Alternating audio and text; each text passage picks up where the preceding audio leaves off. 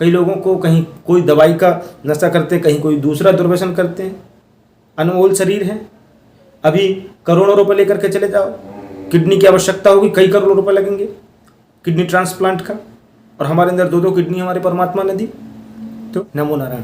हम अपने जीवन के उद्देश्य को पूरा करें भैया, हम अपने जीवन के उद्देश्य को समझें। जब तक कोई लक्ष्य लेकर के हम नहीं निकलेंगे तो उस लक्ष्य की प्राप्ति हमको होगी ही नहीं। एड्रेस हमको पता नहीं जाना कहाँ, हम भटकते रहेंगे। तो सबसे पहले तो हम वो एड्रेस तैयार करें कि हमको जाना कहाँ। यहाँ की परिस्थिति में हम फंसेंगे ना तो यहाँ फंसते चले जाएंगे। इस विषय की जानकारी देंगे। चैनल पर नए हो तो चैनल को सब्सक्राइब करें और इस वीडियो को अधिक से अधिक शेयर करें। अब देखो, सबसे पहले तो हमको ये समझना चाहिए कि हमारा लक्ष्य क्या है, हमको उसको कैसे प्राप्त करना चाहिए। बीच के जो रोड़ा पत्थर आएंगे, कष्ट आएंगे, विपत्तियाँ आएंगी, व्यवधान आएंगे, हमको रोकने के लिए समय अपने आप बनेगा। उन सारी चुनौतियों से हट करके हमको अपने लक्ष्य की प्राप्ति बस करनी है। बहुत सारे बच्चे सफल हुए, बच्चे वो भी तो है ना जो दिन रात मेहनत करके पढ़ते हैं और अपने लक्ष्य को प्राप्त करते हैं। कोई IAS, कोई IPS बनता है, कोई हाईएस्ट पद पर जाता है, उस गरिमा को संभालता है। क्यों? उनने जीवन में अपने लक्ष्य को पकड़ा है।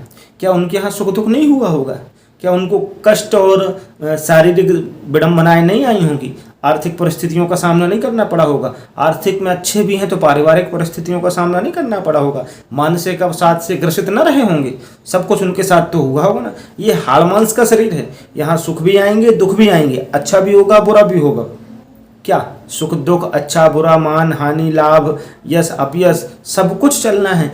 इसमें फंस गए महाराज तो अपने उद्देश्य तक नहीं प्राप्त आप उद्देश्य को कर सकते। जीवन में स्मरण रखो, ध्यानी यदि ध्यान से भटक गया तो परमात्मा की भक्ति के परमाणु बनने के पहले ही बिखर जाते हैं। फिर उसको समेट पाना ही बहुत कठिन हो जाता है। इसीलिए जब तक आप अपने उद्देश्य तक नहीं बढ़ेंगे, अपना एक लक्ष्य नहीं बनाएंगे, सुख दुख जीवन में आते रहता है। घर में भी सब कुछ है। आज हम बचपन में मतलब छोटी अवस्था में थे, पिताजी दिवंगत हो गए। अब निर्भर कुछ नहीं था, पूरा सब उन्हीं पर निर्भर था। राम जी के भरोसे हम थे तो जीवन में इस परिस्थिति में, इस स्टेज में पहुंच गए। आज उनकी कृपा से 2 वक्त की रोटी चल रही है। ठीक, ये परिस्थिति बनी। अब हम भटक जाएं, हम गलत रास्ते में चले जाते, हम दुर्व्यसनों में फंस जाते तो क्या आज हम जहाँ बैठे हैं हम वहाँ तक पहुँच पाते? नहीं पहुँच पाते। सही समय पर राम जी ने विवेक की जागृति कराई। हम दर्शन करके तो सीख सकते हैं।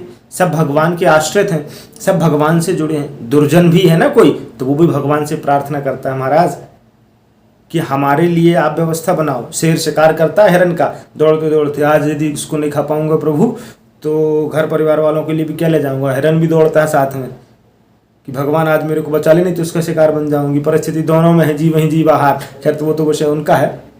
लेकिन हम निराश होकर के बैठ जाएं, हम भगवान से हट जाएं, हम में उनमें क्या फर्क रहेगा? धिक तमम नरम पशु शवम भूवि भार भूतम। फिर ऐसे मनुष्यों के लिए वेद शास्त्र कहता है कि धिक्कार है, ये पृथ्वी पर पशु के समान सिर्फ विचरण करने वाले एक भार जीवी हैं, मतलब ये बोझ हैं। हमने अपने लक्ष्य को पहचाना नहीं। सबसे पहले तो एक लक्ष्य हम जीवन में निर्धारित करें कि हमको इस ड्यूटी में जाना है, इस जॉब में जाना है, इस व्यापार को करना है। उतनी मेहनत हमको कुशलता से करनी है और दैनिक क्रियाओं से जुड़े रहना परमात्मा से। परमात्मा को नहीं भूलना है। लक्ष्य की प्राप्ति के बाद भी परमात्मा को नहीं भूलना है।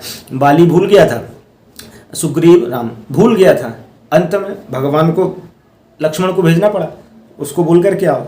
जिस बाण से बाली मारा गया है ना, वो बाण अभी हमारे रखा पीछे तो नीर में, हम मार देंगे उसको, क्योंकि 4 महीने में तो वो ऐशो आराम में लिप्त हो गया था। तो समृद्धि आने के बाद ईश्वर को भूलना नहीं है और कष्ट में भी ईश्वर को भूलना नहीं, उसका साथ छोड़ना नहीं। और सबसे पहले लक्ष्य का भेदन करना है महाराज। भगवान साथ में थे, पांडवों के सब कुछ था, लेकिन मत्स्य भेदन तब किया जब वो ट्रेंड हुआ। उसने लक्ष्य को देखा, गोल को समझा, अपने एम को समझा, आजकल की भाषा में अपने उद्देश्य को जाना, तब जाकर के उसने लक्ष्य का भेदन किया है। ऐसा नहीं अब जब लक्ष्य का भेदन हुआ है तो पांचाली उसको मिल गई। जिस उद्देश्य हेतु उसने लक्ष्य साधा था वो लक्ष्य उसका पूरा हुआ, वो वस्तु उसको मिल गई, वो तत्व उसको मिल गया। आपको जिसकी प्राप्ति करनी है आप अपना उद्देश्य समझिए, जीवन में आपको सब कुछ मिल जाएगा। पर विडंबना ये है कि हम फंसे हुए हैं आजकल दूसरी चीज़ों में, दुर्व्यसनों में। आज के युवा विशेष रूप से फंसे हुए हैं जी। हम देखते कई लोगों को कहीं कोई दवाई का नशा करते, कहीं कोई दूसरा दुर्व्यसन करते हैं। अनमोल शरीर है, अभी करोड़ों रुपए लेकर के चले जाओ, किडनी की आवश्यकता होगी, कई करोड़ रुपए लगेंगे किडनी ट्रांसप्लांट का, और हमारे अंदर 2-2 किडनी हमारे परमात्मा ने दी। तो हमारा करोड़ों अरबों खरबों का अनमोल शरीर, किसकी कोई दौलत नहीं, किसका कोई मूल्य नहीं, हम इसको बर्बाद कर रहे हैं बिना लक्ष्य के। तो जीवन में लक्ष्य प्राप्ति की ओर अग्रसर हों, अच्छे कर्म करें, भगवान से जुड़े रहें, यही क्रियाएं होती। बाकी भटकने के लिए संसार में कमी नहीं है, भटकाने वालों को संसार में कमी नहीं है। अनुभव लेके देखिएगा। हाँ, नमो नारायण।